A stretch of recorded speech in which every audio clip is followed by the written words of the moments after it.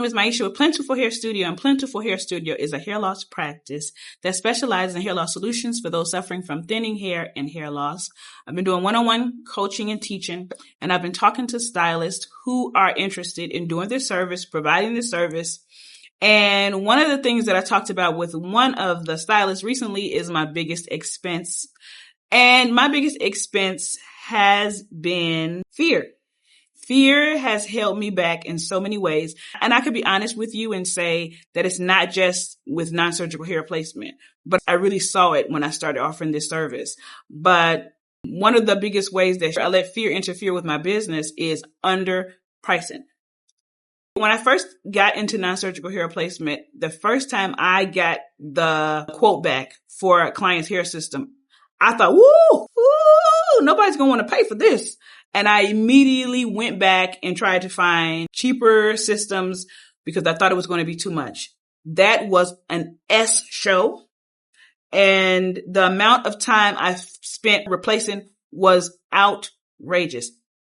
I stopped that. And then when I started to offer what I was supposed to offer, what I was trained to offer, because we do that, I still was undercharging because I think I felt like I didn't deserve it. Honestly, I was undercharging. And sometimes if a guest came in and told me financially it was something that she wouldn't do, I would provide a cheaper solution, which always ended up being way more work for the practice. Way more.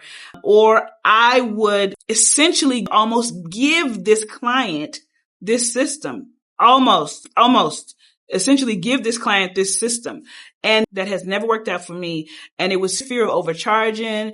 It was imposter syndrome manifesting itself in my pricing. That was one way that I let fear come into my business and cause trouble. Another way that I let fear come into my business and cause trouble was waiting to tell my clients that I wanted to transition into doing this only, waiting to raise my prices, wait to do everything. I was afraid of upsetting my current clients. I was afraid of me feeling, really honestly, again, imposter syndrome. I was afraid of letting go. I was afraid of disappointing people. The biggest thing with me is when I made the letter that I wanted to email my guest and say, hey, I'm transitioning and I'm only doing this service. I edited that letter. I redid that letter over and over and over and over. I kept changing it. I kept postponing it. I kept saying, I'll do it on Monday. And then I said, I'll do it on the 1st. Then I said, I'll do it in January. And I did that for so long. It was actually crazy. I also wait to post. And that brings me to my third fear when it came to my business was criticism. I didn't want people to criticize my work. I didn't want people to criticize me. I waited to post on social media as well. I said I'll wait until I'll make a video. And if it was a hair out of place, I would not post that video. I would say, I'm going to wait until Wednesday. I'm going to wait until Friday. And then next I said, I'm going to wait until I get a new wig. And then I'm going to wait until I get braces. And then I'm going to wait till I lose weight, or I'm going to wait until summer. I used so many excuses to talk myself out of being who I was supposed to be. I just waited. And I was afraid that people would criticize me, criticize my work, criticize my page, criticize my video, just have something to say. I was scared of negative comments until I got a negative comment.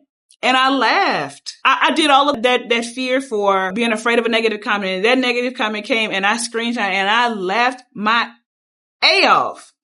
And I realized, what were you doing? But on the other end of it, I hate to say this, but in 2019, I lost my dad. And to me, not getting too deep into it, but nothing could beat that. You coming under my comments and you saying anything about me can beat how that felt to me.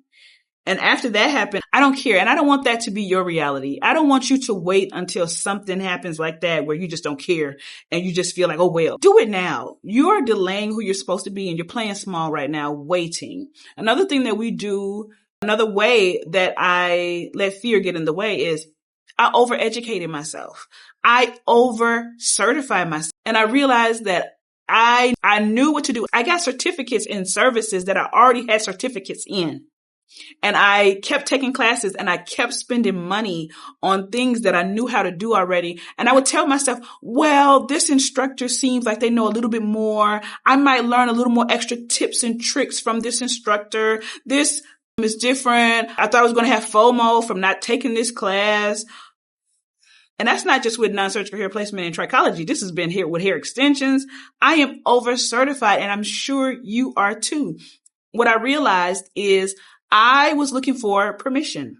I wanted permission to send the letter. I wanted permission to post. I wanted permission to charge what I was supposed to charge. I wanted permission to be who I already was. I was wasting so much time.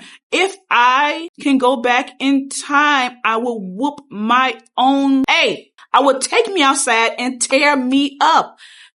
And I don't want you to live with regret. I'm going to tell you that in the years that I've been doing this, I have clients of all backgrounds. I have all ethnicities. I have all genders. I have such a wide range of people that come into this practice. And I will tell you this, the average age of our guest who decides, I'm tired of putting myself last. It's time for me to live for me. I've spent my whole life taking care of everybody else.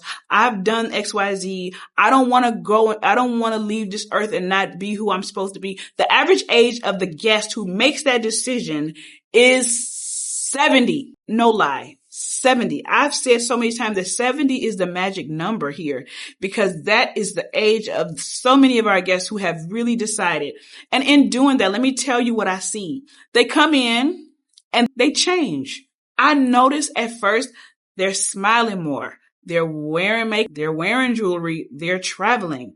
They're doing so many different things now that's out of the norm. I've had husbands message me and tell me, wow, my wife is so different.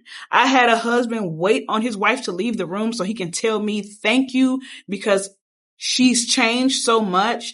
I've seen so much in this. And I'm not just talking about for the clients. I'm talking about for you, the stylist who knows how to do this. You know how to do this. You know how to do, you can teach me how to do this. You know how to do, but you're afraid of what?